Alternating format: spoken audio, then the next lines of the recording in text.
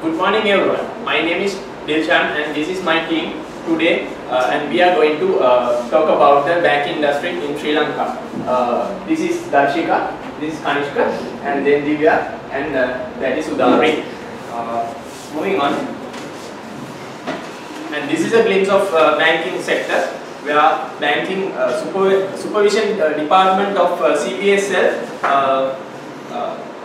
governing the banking system in Sri Lanka under 3 acts: the Banking Act, Monetary Law Act and Exchange Control Act. And there are 3 types of categories operating in Sri Lankan banking sector, namely licensed commercial banks. There are 25 licensed commercial banks and registered finance companies. There are 47 of financial companies in Sri Lanka operating in Sri Lanka, and finally licensed specialized bank. There are 8 banks operating in Sri Lanka. And these are the logos of licensed commercial banks operating in Sri Lanka. And out of these, there are 2 state banks and domestic private banks. There are 11 domestic private banks, and foreign banks there are 12 again. And here we are going to compare here we are going to give an introduction about the 2 banks. Commercial bank has been found in 1920 and which has a very rich history of 100 years, and Sampath Bank also has a 3 decades of a history. And when you talk about the history of a bank, there's a much more thing to do with the learning curve effect. And the next is the credit rating, and commercial bank is awarded with AA stable, and Sampath Bank also awarded with AA negative credit rating. And these are all in common. One thing in common, these 2 banks has is these are Sri Lankan banks, and in terms of the branch or the presence in the branches, commercial bank has 239 and Sampath also has 209 banks. Here one of the main strengths of commercial banks is they have 606 ATMs, whereas Sampath Bank has only 326, which is a half of the ATMs that commercial loans. And in terms of the overseas operations, the commercial bank operates in Bangladesh and Sampath Bank operates in Myanmar. And in terms of employees, more or less the same, little increase though. Commercial has almost 4,900 employees, and Sampath Bank has 4,312 employees. And in terms of product portfolio, those 2 banks have more or less the same content in their product portfolio. And we are going to now analyze the environment or the external environment of the commercial bank and Sampath Bank, and we are going to do this through pestle analysis firstly, and then we are going to move into the Porter's 5 forces analysis. Here in this table we have identified significant pestle factors which are affecting the banking industry. And here if you look at mainly under political uncertainty in Sri Lanka, this has we have identified it as a threat for banking industry, and it's a medium impact threat for banking industry. And the next one is government focus on financial sector consolidation. This has much more to do with the creating the entry barrier for the new entrants, and it's an opportunity for the players who are in the market, and it's a high impact opportunity. And the newly imposed regulation of lease and lending rates, and which is going to be a threat for the banking industry, and it's a medium impact threat for the banking industry. And talking about the economical factors, 3.3% of growth in world economy, and this has effect on the the loan that bank can lend into the exporters, and they can earn much more money, and since it is a classified as an opportunity, and it's a medium impact opportunity. And talking about the next point, that is depreciation of rupee value against the dollar, and this has a major effect on the interbank borrowings and exchange profits of the bank, and it's a threat again, and it's a high impact threat. And low inflation rate, decline in market interest rate, and that's an opportunity, and it's a high impact opportunity. And as a result of this, banks can achieve substantial growth in loans and advances. And talking about the social culture, aging population has created opportunity for banks in a moderate level, and I believe banks as a result can come up with products like pension plans.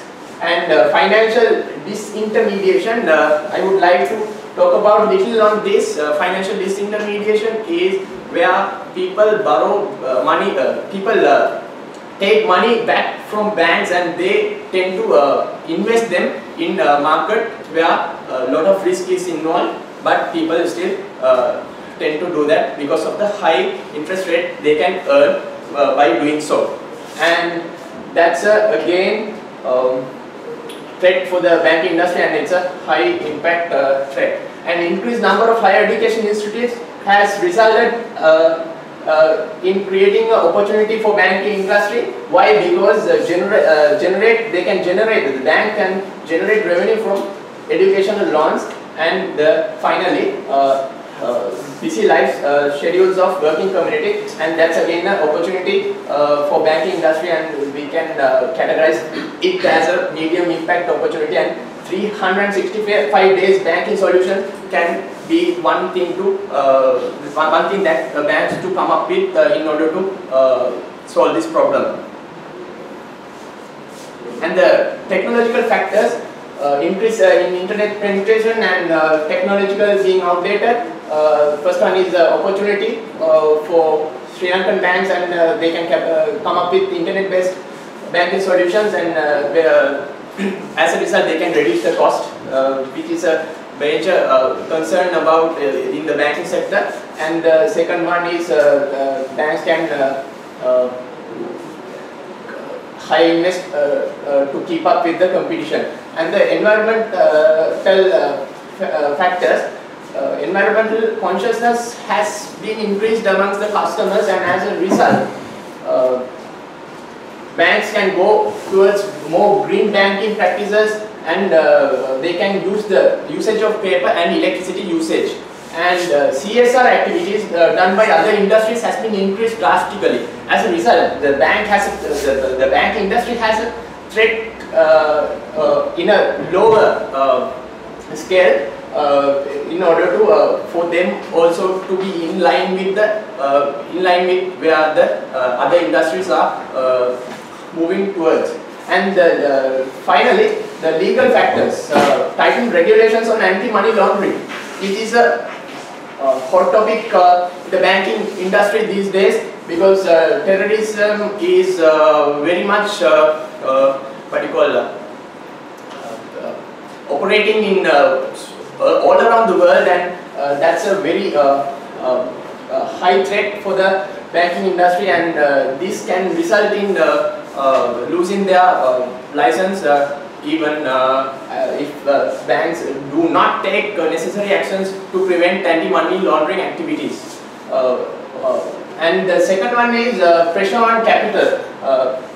Banks are abiding by the capital adequacy policies, and they need to keep adequate capital all the times. And information security is also another most important threat, and they have to take measures to prevent that. And this is a summary of pestle factors. With the budget, there is a 30% corporate tax on profit and income. Its likelihood is very high, and impact is high again, and overall rating is again high. And depreciation of rupee value, that's the likelihood is medium, and the impact is high, and the customer preference being shifted towards mobile banking from traditional banking, and then technological advancement in banking industry, and green banking practices, and legal want for bank to bank on know your customers and customer due diligence. And the next is Porter's five forces. In this analysis, we have done in order to see what type of how much attractive the industry where these two banks are operating in, and as a result we have a threat of new entrants, and despite regulatory and capital requirements, a number of new banks has increased over the last decade, and mergers and acquisitions and learning curve effect can be used these two banks in order to prevent the threat of new entrants. And the bargaining power of suppliers. For the banking industry, major suppliers are customer deposits, mortgages and loans, and mortgage-backed securities and loans from other financial institutions. And the power is considered to be fluctuate between medium to high. Moving into next is bargaining power of customers. Increasing internet penetration has increased the customers to compare the rates of the banks, and they can go for another bank very easily. And but yet again, the facilities provided by the banks, and the customers are tend to get all the services under one roof. As a result, the switching cost may be low, and the rivalry amongst existing players. Since there are 25 players in the market, the differentiation is mostly done through the service and the promotional activities, and maybe CSR activities and other main elements. And they can come up with mergers and acquisitions in order to build a strong presence in the market. And threat of substitutions there are now, if you look at payment plans offered by most of the merchants like Singer and Avans has created a threat for the banking industry, because people tend to go for their payment plans rather than taking banks loans, and that's a threat for the banking industry again. And key factors for success of Commercial and Sampath Bank, we have identified few factors. Strengthening financial capabilities via mergers and acquisition, firstly, and secondly, expanding business to regional markets, and thirdly, develop new products to cater corporate clients, cash management solutions, etc. And minimizing overheads by introducing automated banking solutions, which is very much important in the banking sector, and managing and maintaining adequate capital to be in line with the risk policy and compliance with legal requirements like KYC and customer diligence. And finally, the three P's which are most important to the service sector: people, process, and physical evidence. People plays a huge role in terms of providing service, and the process, the lengthy process can take the customer away from the bank, and physical evidence again very much important. If you look at the physical ambience of the Sampath and Commercial Bank. And this is analysis of internal tools, or the internal analysis. We have done it through McKinsey 7S framework, and then we have used the financial analysis and SWOT analysis at the end. And this is the McKinsey 7S framework. There are in McKinsey 7S framework there are three soft elements: strategy, structure, and system. These are, if I am to talk about little about this, these three elements are very able to defined by the management, but and at the same time this can be controlled by the management, whereas the other four elements are difficult to describe, and there is no or less control over them for manage the management of these companies. Strategy. Here we have talked about where these two banks are lacking in terms of these 7 factors.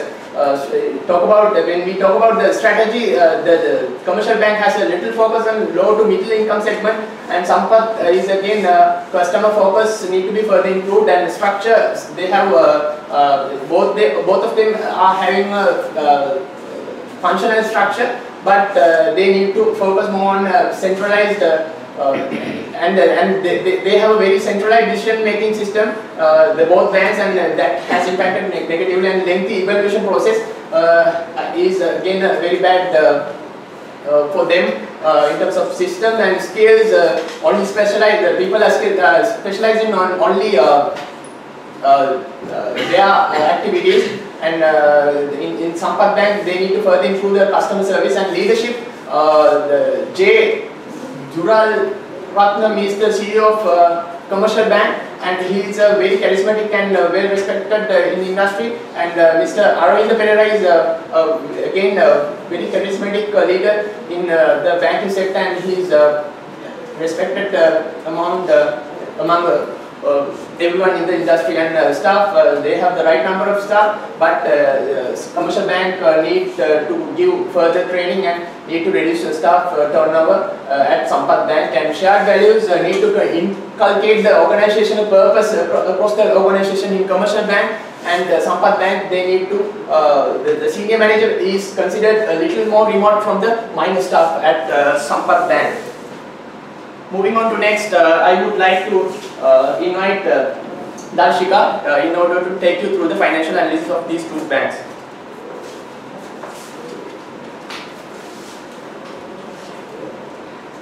Hi, good morning everybody. I am here to talk about the financial analysis between Commercial Bank and Sampath Bank. So financial analysis is all about viability, stability and profitability of the banking sector. These are the main components I would like to explain. The main components are asset analysis, income analysis, expense analysis and ratio analysis. First of all, I would like to talk about the asset analysis of Commercial Bank and Sampath Bank. I have taken the data of 2013 and 14. If you see, the asset of the Commercial Bank is larger than the Sampath Bank. This is the number wise. They have Commercial Bank has 6 million in 2013, and almost they have 8 million in 2014, while Sampath Bank has 3 million in 2013 and they have moved to 4 million in 2014. This is a 31.44% increase for Commercial Bank, while that is just 13.07% increase for Sampath Bank. So for the assets, Commercial Bank's major contributor to the assets is the placement with the other banks. That means they are privately invest in other banks, investments and sale, while the least contribution for the Commercial Bank assets is the loan. For the Sampath Bank, the major contributor is the cash, that means the deposits and the loans, while the least contributor is the placement with banks. So these are the main assets includes for the commonly between both banks: cash and cash equivalents, balance with central bank, placement with banks, derivatives and other financial instruments, loans and receivables to banks and other customers, properties, plant and equities, and intangible and other assets. So this is the market capitalization. It means the outstanding number of shares into the current price. Here also the Commercial Bank is leading.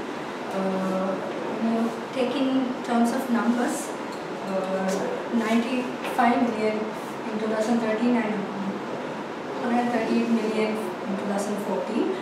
and 28 million in 2013 for Sampath Bank and 39 million in 2014.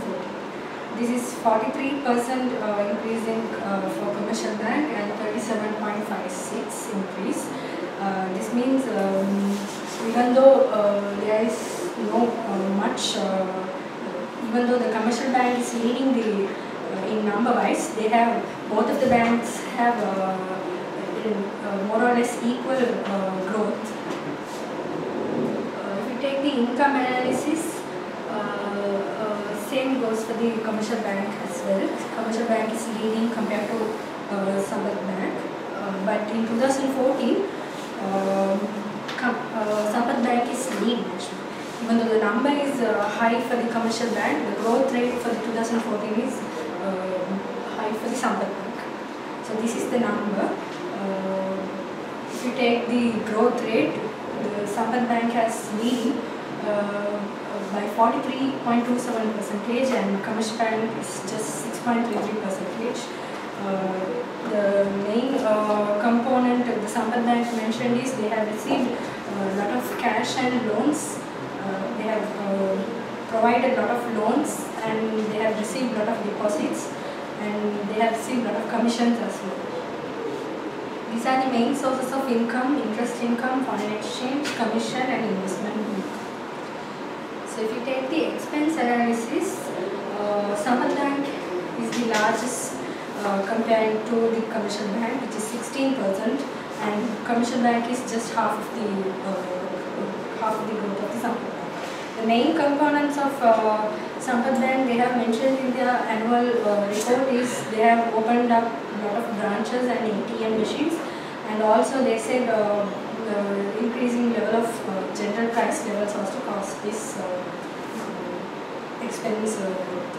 For the commercial bank, they have said change in depreciation policy in 2014 caused the growth rate of 8.11%. So the income minus expense is the profitability. So this is the overall profitability. Comparing to Sampath Bank, commercial bank has 7.03% of growth and Sampath Bank is just 4.9%. So these are the main ratios of ratio analysis. Return on assets. Return on assets is net income minus total, net income divided by total assets. Since commercial bank has the largest assets in the market, they have even though they have the largest assets, they are not much growth in income. That's why they have decreased in income by 1.87 in 2013 to 1.6%. Still they are leading than the Sampath Bank. Return on equity, this is net income divided by equity, shareholder equity. Even though commercial bank is leading as 7.07, but and Sampath Bank is 16.35%. They have grown than the commercial bank. Cost to income ratio, Sampath Bank is increased because as you know the expenses for the Sampath Bank is larger than the commercial bank. Liquidity rate is 33.11 for commercial and 24.5%. Both of them are above the statutory ratio provided by the central bank. Capital adequacy ratio also increased, but more or less they are closer to them. Current and savings account ratio, both are also more or less same.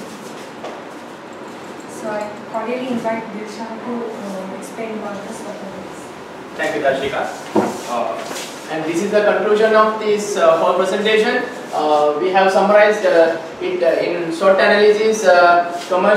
These are the strengths of commercial and Sampath Bank firstly, and in the case of some commercial bank, they have financial stability and strength and strong corporate image, identified branch network, single largest ATM network and committee and commitment and committed staff they have. And in Sampath Bank scenario, they are the innovative banking solution provider for the industry, and they have SMS alert, cardless ATM withdrawals and money deposit, and they have introduced foreign currency exchange through ATM machines first time in the history in Sri Lankan banking sector, and most attractive credit card offers are available with them, and proper branch location and ambience of the location is also one of their main strengths, and friendly and well trained staff also one of their strengths. And